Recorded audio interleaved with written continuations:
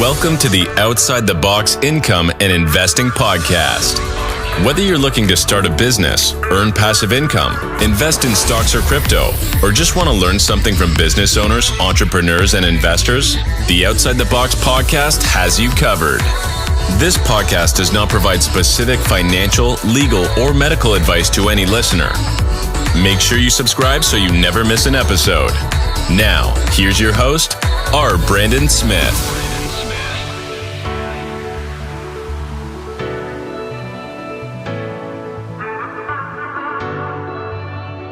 What's up, everyone? I know it's been a long time. Welcome back to the Outside the Box Income and Investing Podcast. Today, we have a special guest. You may know him as the king of real estate, but realistically, his name is Tommy V, physical therapist that does real estate investing. Again, this is the Outside the Box Income and Investing Podcast, where we look at ideas that are outside of the box, show you how to increase your income, increase your wealth, pay down debt, and really get into a good cash flow position. Thank you for joining us. Do you want to introduce yourself to the audience? Sure. Yeah. I just want to first off say thank you so much to Brandon. I first heard about Brandon from the home health course, and then it just snowballed to me joining the Discord, being part of his community, and then him helping launch this whole project and endeavor that I'm on. I'm Tommy V. I'm doing real estate investing, trying to guide healthcare professionals to financial independence through the acquisition acceleration of real estate. Real estate is a powerful tool. It's time tested, has a lot of tax advantages. And the two primary things it does is help you generate passive income and build your net worth over time. For me, being a physical therapist and kind of my peers, our primary concern right now is there's only so many hours in a week. And so we got to figure other ways to make money. And then the student loans are just crushing us right now. So that's where this whole thing started. You got into real estate accidentally, or like what motivated you to get in real estate? Yeah. So my parents were really smart, and they followed all their friends who were building new construction houses back in 2006. And so they joined the bandwagon. They built a new construction house. My family moved in. We were so excited. And then boom, the market crashed and we were trapped in our house. They bought it for $180,000 and it was already upside down to $140,000. And so their options were let it foreclose, do a short sale, or keep it as a rental and ride it out, and fingers crossed that it would come back in equity over time. So my parents took door number 3, and they bought our next house, which was actually a short sale. And we lived there while accidentally keeping that as a rental since 2009. So from 2009 forward, my parents were accidental landlords, and we learned a ton. We did a variety of self-managing, hiring a realtor to be a property manager, using another property management company, good tenants, bad tenants. I learned a lot about repairs and the costs and the finances and all those kind of things starting out. And that really set my foundation for understanding that real estate is a tangible asset that grows over time.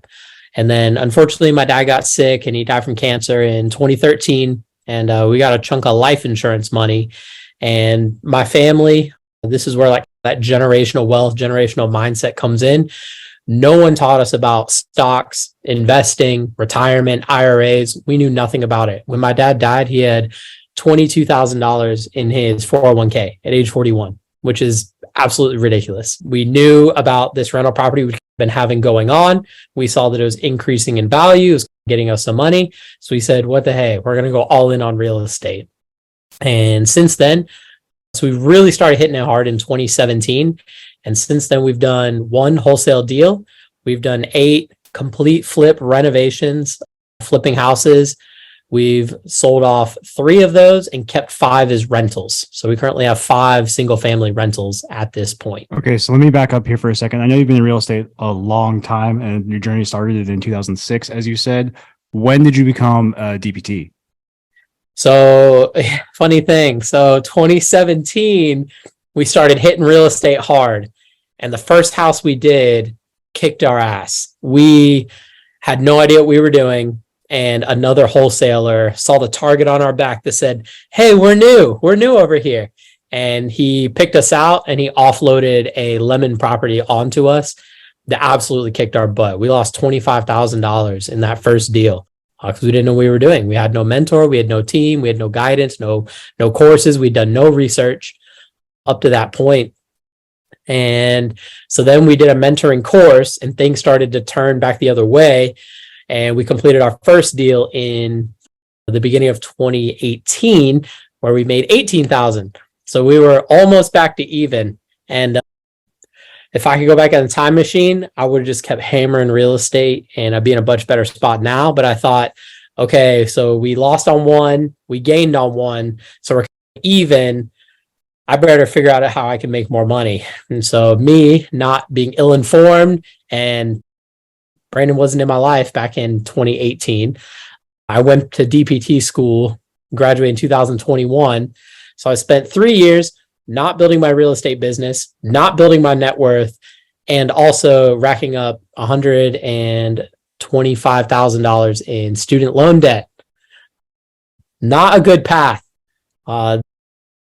The only redeeming fact of that whole PT journey was while I was in PT school, I did house hacking. So I got a small property a mile from the university on seller financing, and I had roommates. And so my roommates covered my mortgage.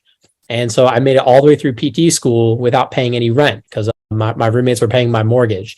And then since I have moved out of that house, it has continued to be rented by physical therapy students. So even now, there's 3 physical therapy DPT students living there now. And that has increased in value from $75,000 when I bought it, and it just appraised for $205,000. So pretty massive appreciation. But that's pretty much the only redeeming thing about a DPT school so far. So that was an owner finance house, you said, or seller finance? Yeah. So I got it off of seller financing, which is a very powerful tool. I don't know if we can go into that here, or we can save that for another time. We can save it for another episode. Okay. I just wanted to make sure that the listeners were clear on that. One thing I'm going to say here is, yeah, you probably would have built a business faster and the portfolio faster just going into business. Actually, in 2019, I talked someone out of the PT school, and now he has a multi-six-figure business. Sorry. I didn't talk to you in 2018. I know. Where were you? But that being said, the benefit of the DPT, even though it does cost a ridiculous amount of money, and I think you're actually good at 125, but the benefit of the DPT is it does allow, say stuff goes to shit, you can still make $70,000 to $100,000 a year. A lot of people don't have that, so it is that baseline high income skill. But again, one thing I do want to reiterate is though the DPT is what allows you to have a high income skill of $70,000 or more, it allows you to play the entrepreneurship game a bit more risky because you have a fallback plan, and most people are too afraid to play that game. Yeah, exactly. Totally agree there. So like I said, I did the home health course with Brandon. And so now I just started a full-time gig down here in Tampa. My contract is over 100K. So I'm definitely probably in the top 1% of hourly PTs. The past year we did travel contracts. So there are ways to make more money as a PT. It just depends on how flexible you are and what you're willing to risk. But yeah, you're absolutely right. DPT, I love the profession. If the loans were more reasonable and the pay was more consistent, I would love to be a physical therapist. I mean, the power of movement is amazing, just across all the settings, working in the hospital, the clinic, home health, just to interact and help the patients get better. Movement is life. You're either moving or you stop moving and you're dead. And it's a great profession. There's nothing wrong with the profession itself. Just all these other strings attached that kind of make it a drag. Yeah, I agree with that. I know I was looking at travel stuff when my business was scaling, and travel pays like two grand a week or more. And then my wife was like, yeah, you could do that. If you put that time in your business, you'll make a lot more money. And it's true, it's unfortunate, but in PT, that's just the way it is. And one of the reasons why I even left patient care is I was scope and salary capped. Now, granted, I could still see myself owning a practice in the future if I wanted to, but hiring and not actually treating. So there's scalable ways that way. But I do think that one of the most passive ways is most likely real estate in the way that you've done it. Yeah, I definitely agree. The idea of opening and running a cash-based PT clinic definitely sits in the back of my mind. Maybe long-term, maybe once my kids are more established, in school and sports, being able to have a clinic and work the sports medicine route, building a relationship with the families, the student athletes, like something like that down the road. But yeah, exactly. If the amount of time and effort that I put into that versus the amount of time and effort I can put into real estate, which one's going to have the higher ROI on my time? And so I don't have a crystal ball. Hard to say. Yeah. That's something too, where it does come down to ROI. People that usually aren't having multi-six and seven-figure businesses will be like, oh, but it's a good job. I could work 20 years and maybe I'll get a raise and maybe my loans will be forgiven. But honestly, the best thing you can do is take care of your own situation. Oh, yeah, totally agree. As we've noticed the past 5 years, literally anything can happen and the government can change their mind about anything. And they can say this and change it later, or change it now and undo it later. Or they say, we're going to forgive student loans. You're going to get 10,000 back. And then Supreme Court challenges it. Trying to count on all these plans and income driven and public loan. Like, I firmly agree that I'm not in the camp of, I don't want someone to pay back my loans, because I took them out knowing full well what it was, and I took it out and I feel responsible for it. But to try to count on a program 10 years, 20 years from now, that is so far out. Who knows what could happen? And yes, trying to take the initiative to make a plan, whether it's options trading, it's building a cash-based practice, it's doing real estate investing, or a combination of all three. You got to have a plan, and it's got to be, you can't just work 40 hours a week. You're not going to get where you want to be. Yeah. And that's something too. I believe the earlier episode, we're talking about like time being the most valuable asset. We also talked about in the book.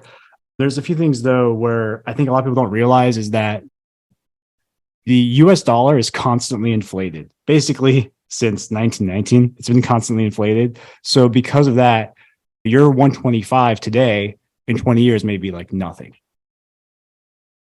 Yeah. Just look at the news, everything with the BRICS and the petrodollar and gold backed and the treasury bonds inverted and recession coming. Who knows? Who knows what it's going to look like in 20 years?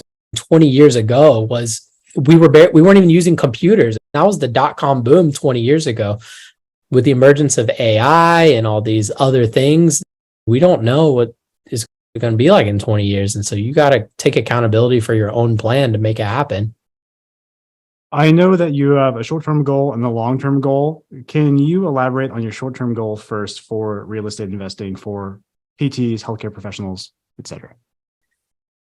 What I'm doing right now is building out content, tools, guides, and eventually coaching and mentorship, and putting those in the context of accountability, community, and guidance for real estate investing. The thing though is that real estate investing is like a bike with a bunch of spokes off of it. In the middle, there's real land and real buildings, but there are so many different offshoots of subject to buy and hold, fix and flip, wholesaling, other people's money, use your own money, rob from your 401k, take from your Roth IRA. And so it is like way overwhelming to try to figure out what, I can't even research all of these, much as even have a framework to evaluate what's going to fit for me. So my medium-term goal is I want to build out a framework where the different kind of levers that go up and down are going to be, how much time do you want to invest on a monthly basis? Do you want a lot of time or a little bit of time? That's going to be lever one. Lever two is going to be, do you have a lot of capital or a little bit of capital? Lever number two. Lever number three is, are you chasing long-term wealth like early retirement, appreciation? Are you chasing that? Or are you chasing more right now goals of cash flow now, or like flips, like you're trying to turn your money quickly? And then the fourth one is, what is your risk tolerance? Because there are a lot of things you can do in real estate, and some are super risky and may have high reward, and some are less risky and you have lower ROIs, but it's more stable. And so I want to build out a framework of where those four levers fall to help people clarify, what are your long-term goals? What are your short-term goals? And distill down what would be the top three or best fit real estate options for them. Because there is no one size fits all. It's, you can have many different strategies. You can have a blend of strategies, but it's not one size fits all. Ultimately, it's what works for you and your plan and your future. So that's my medium-term goal, is like building out that framework to bring clarity of where am I? Where am I going? What is going to be my potential path to get there? And so I think that's where I want to get to before long. And so I'm brainstorming, building out. My short-term goal is just bring awareness. A lot of people, the terms, the language, the mental headspace, like when you say, hey, I can put 20% down on this property and then I have $500,000 later, like just, it's hard to conceptualize what those real numbers are. And so my first goal will be to simplify and distill just the foundational real estate concepts, and specifically for me and my peers, how to use real estate to eliminate your student debt, your student loans. That's going to be my first kind of webinar that I'm going to be running several times, maybe in 6 to 8 weeks, but I'll be posting about it a lot. This will be my free webinar just to help people understand what's my goal. Get rid of these student loans. And if you want to do it fast or you want to do it slow, get rid of my student loans. How can you use real estate to help me get there? And once you understand that and if you want that to be your goal, perfect. Then we'll hammer that out. But just illustrate how powerful all the different pieces of the puzzle all work towards that goal helps increase your buy-in and say, wow, that could work for me. And then the next phase will be making it happen. So equipping my audience with the right tools, whether it's spreadsheets, whether it's networking connections with lenders, realtors, all those kinds of things. And then having access to me. I haven't done a ton of deals, but every single deal that I've done kind of captures, I'd say probably 25 of the real estate investing kind of strategy or topics. I'd say I've probably covered about 25 of those in all my deals. And some of them are a blend.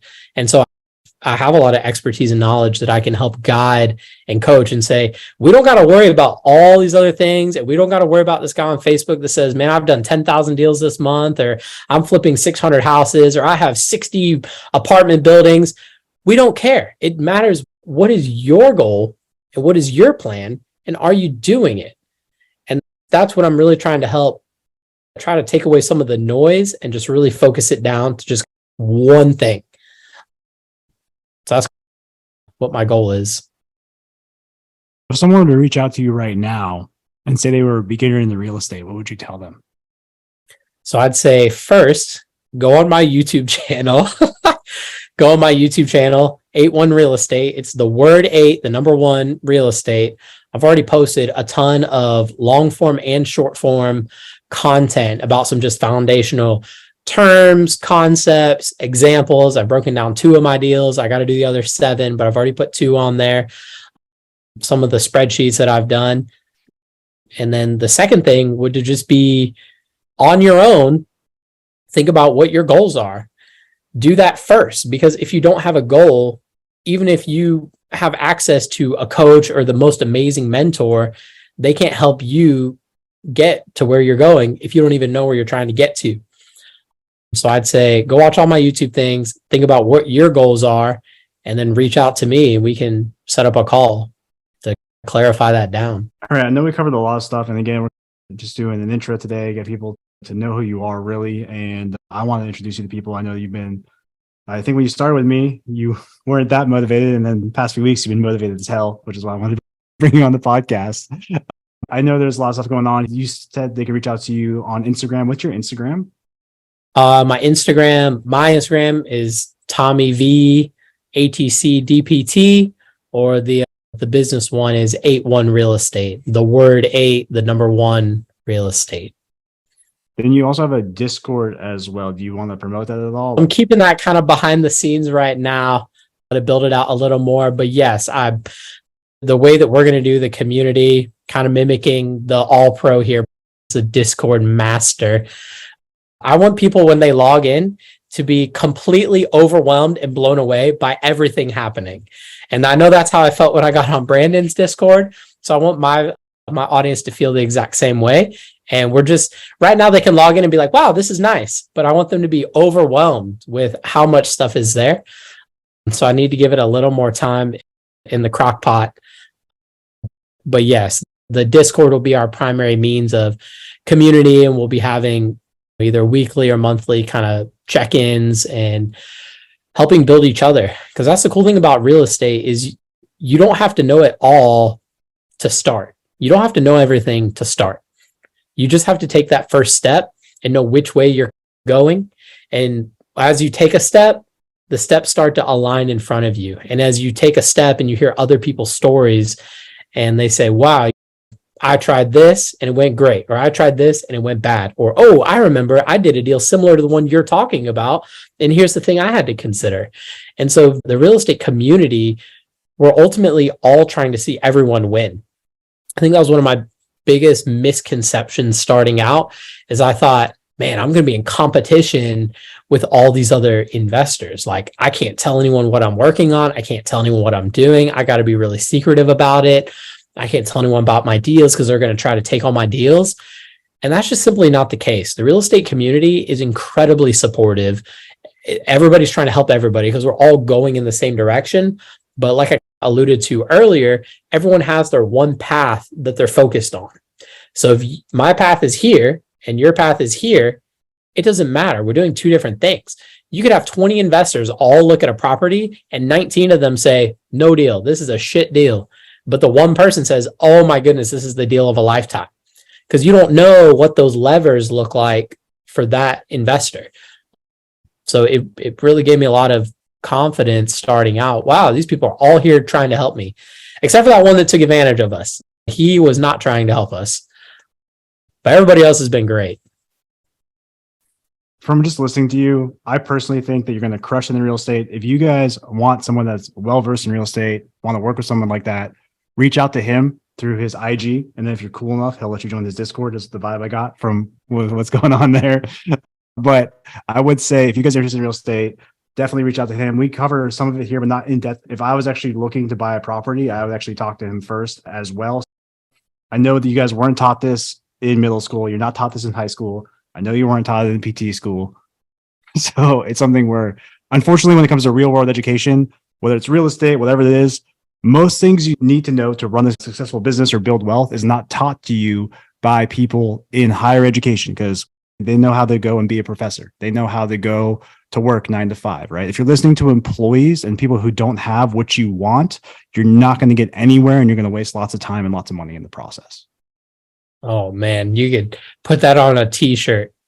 Exactly. When you're in PT school, you're listening to people that are still in school. Ugh. Yes. Yeah. That's part of it. Absolutely. I do want to bring you back for a second episode. We'll discuss that later on. I'm going to stop the recording here. Again, you guys know where to reach him.